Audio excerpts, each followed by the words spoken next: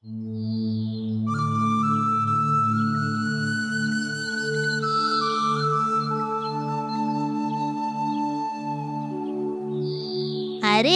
अजून तुझा चॉकलेट खाऊन झालं नाही का? नाही अप्पू दादा. मी माझं चॉकलेट पहिले संपायला नाही पाहिजे होतं. किट्टूंनी, तू मला तुझं अर्ध चॉकलेट देतोस का? नाही, मी नाही देणार. जर तू मला तुझं अर्ध चॉकलेट दिलंस तर मी तुझ्यासाठी पिकलेले पेरू तोडेन. तू माझ्यासाठी पेरू कुठून आणशील? तू खोटं बोलतोयस दादा. मोठ्यांनी कधीच खोटं बोलायचं नसतं. मी खोटं नाही बोलत आहे किट्टू, खरं सांगतोय अगदी. नाही, माझा विश्वास नाहीये. ठीक आहे, चल मग माझ्यासोबत. ते बघ किट्टू, तिकडे किती सारे पेरू आहेत झाडावर. वा वा दादा, किती सारे पेरू. चल ना दादा, आपण काही पेरू तोडू. का नाही, आपण तुला पाहिजे तेवढे तोडू, पण अर्ध चॉकलेट दे.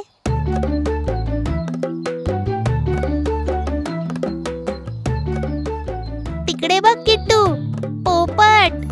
पेरूच्या झाडावर पोपट. वा दादा, खरंच किती सुंदर पोपट आहे. वा वा, चल ना आपण जाऊन त्याला पकडूया.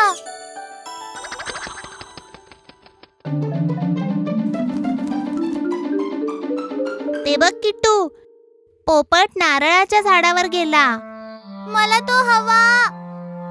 चल मग, झाडावर चढणाऱ्या कनरन काकांना जाऊन बोलवू. चल.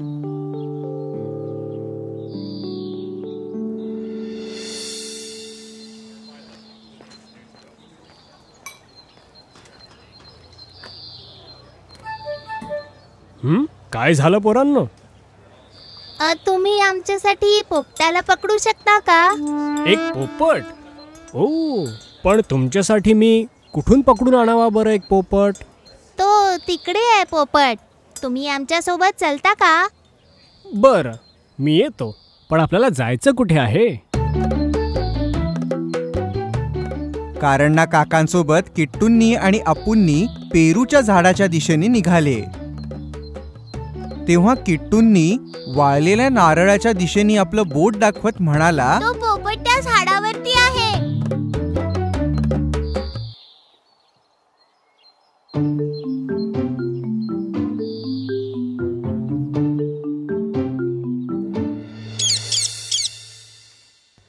हे घ्या तुमचा हा पोपट. तुमच्याकडे याच्यासाठी पिंजरा आहे का? हो, आमच्याकडे पिंजरा आहे. आमच्याकडे मांजरीचा पिंजरा आहे. पोपट मिळाला, पोपट मिळाला, हिरवा हिरवा पोपट मिळाला. पोपट मिळाला, पोपट मिळाला, हिरवा हिरवा पोपट मिळाला. दूध देणी आला, फळ देणी आला. पोपट मिळाला, पोपट मिळाला, हिरवा हिरवा पोपट मिळाला. हे बघ पोपटा, हे बघ आम्ही तुझ्यासाठी काय काय आणलंय. हे बघ दादा, हा पोपट किती जास्त खुश आहे. त्याला बहुतेक हा पिंजरा आवडला असावा. हो ना, खरंच हा पोपट किती खुश दिसतोय. हे सगळं काही एक बदमाश मांजर बघत होती. आणि जसे अप्पूंनी आणि किट्टूंनी तिथून निघून गेले, ती मांजर त्या पोपटाजवळ आली आणि तो पोपट त्या मांजरीला पाहून घाबरून गेला. घाबरू नको, घाबरू नको. मी तर फक्त बघायला आली होती की माझ्या पिंजऱ्यात कोण आलंय. मित्रा, तू माझी मदत करशील का? कसली मदत पाहिजे? मला बाहेर काढू शकतोस का? तू इथून तशीच बाहेर जाऊ शकते. मी तर नेहमी एकटीच बाहेर पडायची. अरे मित्रा, त्या मुलांनी मला पिंजऱ्यामध्ये बंद केलंय. मी स्वतः बाहेर नाही येऊ शकत. हो, असं झालं. खूप चुकीचं झालं बिचाऱ्या. मी तुला मदत नाही करू शकत. मला कुलूप तोडता नाही येत. अरे मित्रा, मला आकाशात उंच भरारी घेत उडायचंय. मी एक निष्पाप जीव आहे रे. मला शेतामधलं धान्य खायची इच्छा आहे. पिकलेले पेरू खायचे आहेत. माझं स्वतःचं घर बनवून राहायचंय. माझे पंख पसरवून मी परत कसं उडणार? मी हे जग परत कसं बघणार? मला आता अच्छा, बरं, मी तुला एक युक्ती सांगते, पण तुला खूप लक्ष देऊन ऍक्टिंग करावी लागेल आणि त्याकरता तुला 2 दिवस उपाशी पण राहावे लागेल. करशील? ठीक आहे, इथून बाहेर निघण्याकरता मी काहीही करायला तयार आहे. या क्षणापासून तुला काहीच खायचं नाहीये आणि कुठलाही आवाज नाही करायचा आहे. असं म्हणून कुरुंबी मांजर तिथून निघून गेली. पुढच्या दिवशी सकाळी जेव्हा अप्पूंनी आणि किट्टूंनी तिकडे आले तेव्हा त्यांनी पाहिलं की तो पोपट शांतपणे तिकडे बसला होता. त्यानं रात्री दिलेलं फळ सुद्धा खाल्लं नव्हतं. काय झालं रे, तुला भूक नाही लागली का? की तुला दिलेलं अन्न आवडलं नाही? ठीक आहे, दुसरं देतो. अप्पू दादा, हा पोपट काही खात का नाहीये? नाही रे किट्टू, त्याला बरं नसेल कदाचित.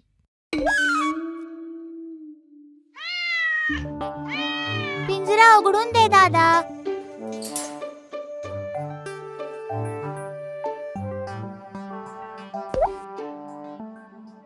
अरे किट्टू, आपला पोपट. पोपटाला उंच आकाशात उडताना पाहून अप्पूंनी आणि किट्टूंनी आश्चर्यचकित झाले. किट्टूंनी रडायला लागला. अप्पूंनी किट्टूंनीला समजावत म्हणाला, अरे, आपला पोपट तर उडून गेला. अरे जाऊ दे रे किट्टू, तो बाहेर कदाचित जास्त खुश राहत असेल. जाऊ दे त्याला.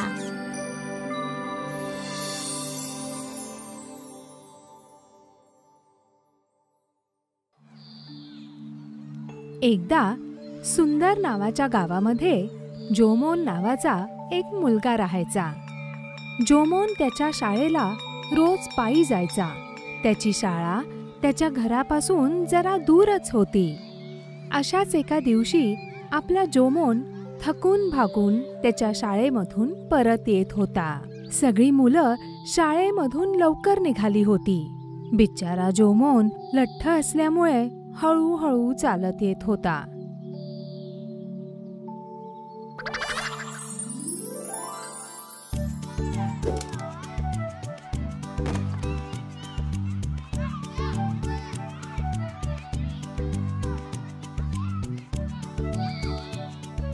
तो हळूहळू आमराईकडे चालत आला. तिथे त्याने मुलांना आंबे तोडताना बघितलं. वा, आंब्याच्या झाडावर किती आंबे आहेत. मला एक मिळालं असतं तर खाल्लं असतं. हा कोण आहे? अरे हा तर तो जाड्या जोमोन. तू इथे कसा? हा तर कदाचित चालू पण नाही शकणार.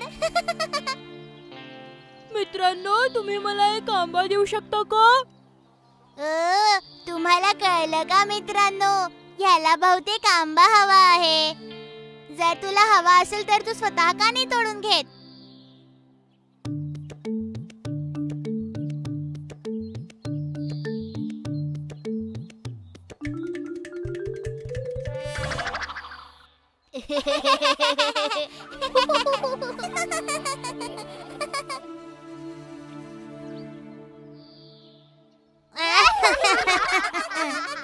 बिचारा जोमोन खूप उदास झाला. तो दगड उंच फेकू शकत नव्हता.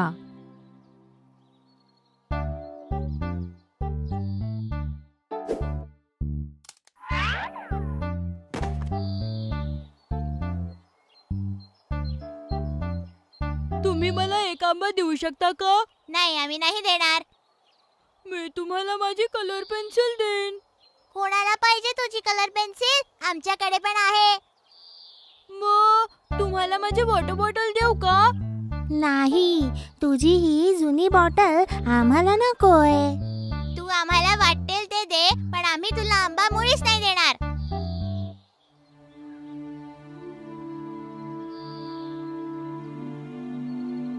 हा जाड्या ना मूर्ख आहे, पण बिचारा आहे.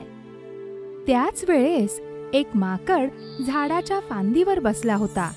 तो हे सगळं बघत आणि ऐकत होता. बिचारा मुलगा, सगळे मिळून त्याला चिडवतात आहे. मी त्याची मदत कशी करू? अरे हां,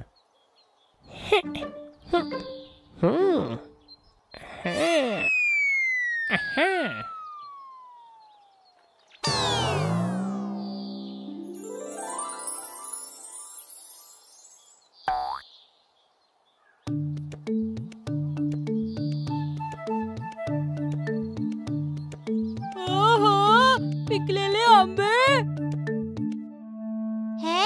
हे आपण आता काय बघितलं? आपण जोमोनची मजा नव्हती उडवायला पाहिजे. हो, जर आपण जोमोनला हे आंबे दिले असते तर त्याने पण आपल्याला पिकलेले आंबे दिले असते. आता कसं विचारायचं त्याला? हो, हे किती गोड आहे. मध जास्ती गोड की हे आंबे?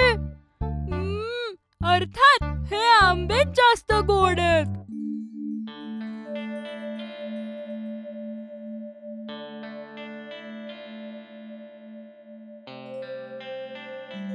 तू आम्हाला आंबा देऊ शकतो का मित्रा? आपण सगळे मिळून खाऊ. तू आम्हाला पण देऊ शकतो का हे? आपण सगळे हे वाटून घेऊ आणि खाऊ. का नाही? इकडे या. हे घ्या, खा. सगळे जण खाऊ शकतात.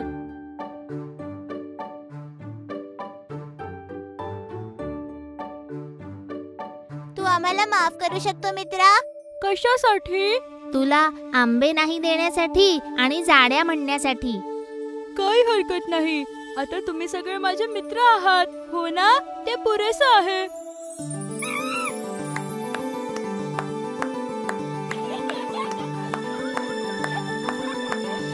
आम्हाला कच्चे आंबे मिळाले, आम्हाला पिकलेले आंबे मिळाले आणि आम्हाला चांगला मित्र पण मिळाला. आम्हाला कच्चे आंबे मिळाले, पिकले आंबे मिळाले आणि एक मित्रही मिळाला.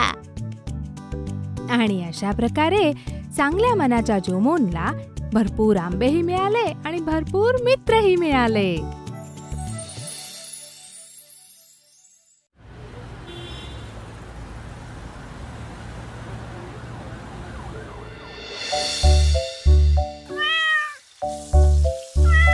तू कशाला रडतेस? तुला तुझ्या वाट्याचा मासा खायला मिळाला ना? चल निघ मग. आई, तुझे मासे तळून झाले का? व्हायचंय थोडं, पण का बरं? आमचा अभ्यास झाला. आम्ही थोडा वेळ खेळायला जाऊ शकतो का? अभ्यास पूर्ण झाला असेल तर जा आणि खेळा. ठीक आहे आई.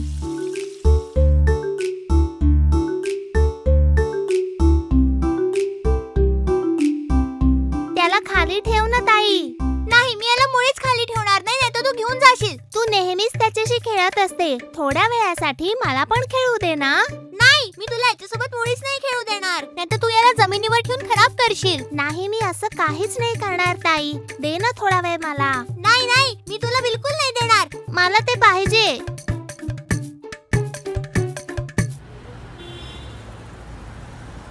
जर तू मला माझं खेळणं नाही दिलं तर मी तुला मारीन. मी नाही देणार. मी पण तुला मारेन. अरे, हा आवाज कसला? आणि हे मुलं का ओरडतायत? मालू, आज काय सुरू आहे? हे माझं खेळणं आणि हा मला देतच नाहीये बाबा. मी नाही देणार.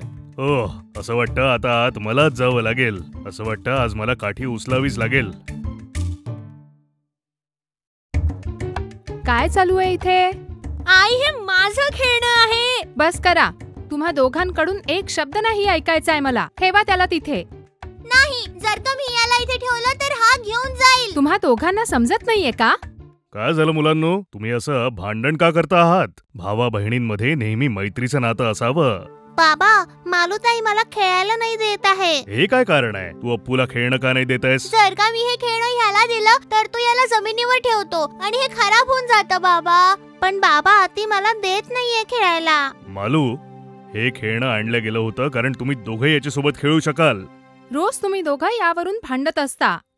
तुम्ही आता हे भांडण बंद करा. इथे सगळं तुम्हा दोघांसाठीच आहे. जेही तुम्हाला मिळालं तुम्ही एकमेकांसोबत वाटायला शिका. प्रेमाने प्रत्येक गोष्ट एकमेकांसोबत वाटायला हवी, जेणेकरून तुम्ही मोठे होऊन चांगले मुलं व्हाल. माफ करा बाबा, आम्ही आता नाही भांडणार.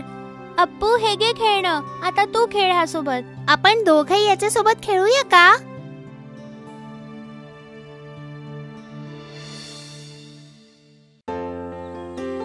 किच्चू आणि आजी अम्मीनी एका छोट्याशा सुंदर गावामध्ये राहायचे. ते दोघेही खूप आनंदात राहत होते. आजीकडे 2 गायी होत्या.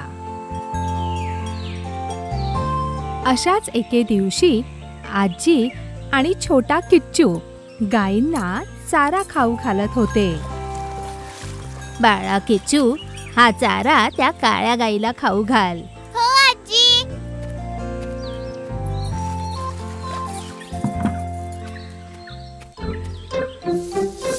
आजी आजी, आपण या वासराला उद्या नदीवर आंघोळ घालून द्यायला जायचं का? उद्या? अरे कालच तर गेलो होतो. काही हरकत नाही आजी, आपण उद्या पण जाऊ. बरं बरं, हा मुलगा मोठा चंट आहे. तुला पाण्यात खेळायचंय ना? नाही आजी, मी पाण्यात अजिबात नाही खेळणार. चल खोटारड्या, आजी सोबत खोटं बोलतो. त्याच वेळेस एक भुकेला भिकारी गावामधून भिक्षा मागत जात होता. आजीला बघून तो भिकारी आजीच्या घराकडे हळूहळू यायला लागला. ओह, अरे देवा, मी खूप थकलो आहे कारण मी खूप दुरून आलोय. मी दुरून चालत चालत आलोय. मी एक भिकारी आहे, खूप भुकेला आहे. कृपा करून मला काही द्या. मला खूप भूक लागली आहे. ठीक आहे, तू हात धुवून वरांड्यामध्ये बसून जा. मी तुझ्यासाठी अन्न आणते.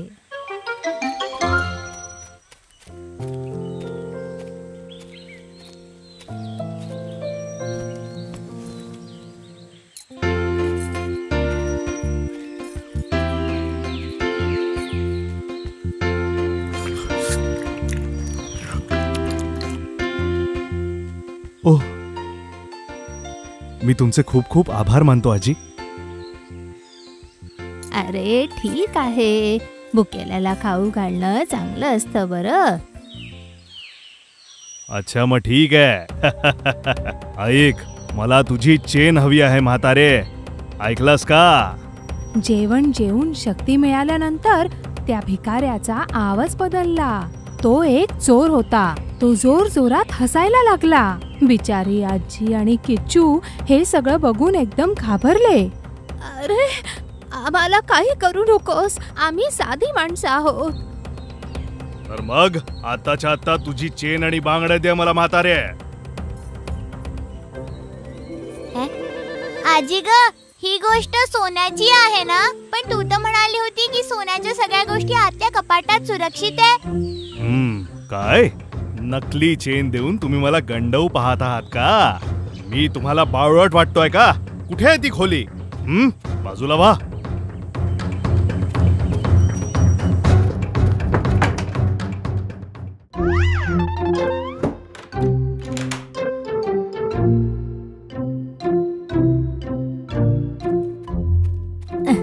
आजीचा हुशार नातू. चल, गावकऱ्यांना बोलवूया.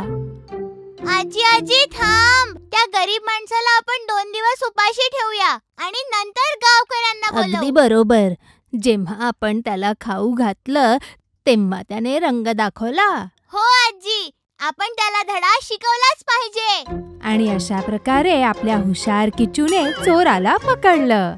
तो चोर 2 दिवस त्या खोलीमध्ये उपाशी राहिला. त्याला प्यायला पण पाणी नव्हतं. त्यानंतर आजीने गावकऱ्यांना बोलावलं आणि त्या सगळ्यांनी मिळून त्या चोराला गावातून बाहेर हाकलून दिलं. त्यानंतर तो चोर परत गावाकडे फिरकला नाही.